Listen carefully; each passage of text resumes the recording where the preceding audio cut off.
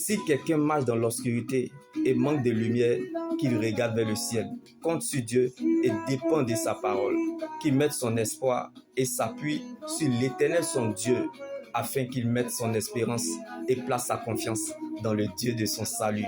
Car la contradiction est un processus inévitable lorsque vous êtes dans le plan de Dieu.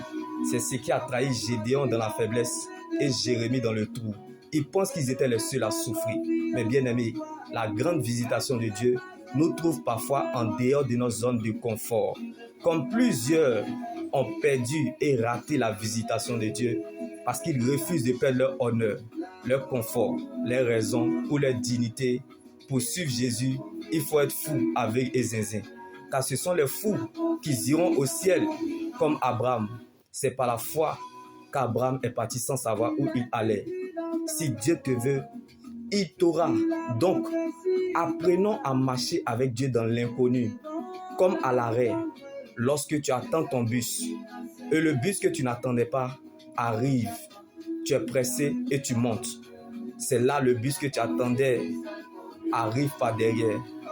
Mais tu ne peux plus descendre car le bus accélère et t'emmène au terminus. Quand tu es trop pressé, Dieu enlève pour toi au feu pour te servir. C'est cuit ou pas, c'est ton problème. Comme Dieu a nommé Saül, mais il a choisi David. Pendant que les Saül sont sur le terrain, Dieu emmène des David à l'échauffement. Donc, rien n'arrive sans rien. Avant même que Goliath n'arrive, Dieu avait déjà prévu David. Si une chose est arrivée, c'est parce qu'il y a quelque chose qui est arrivé avant cette chose.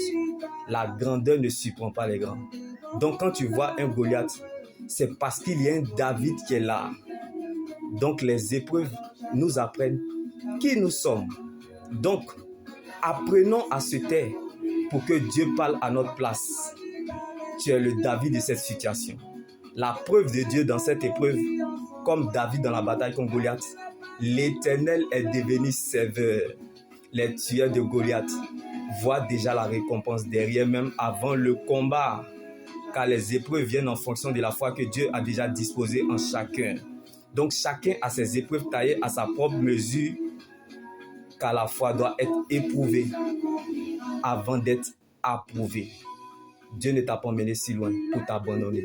Donc tes doutes ne feront pas douter Dieu. Shalom.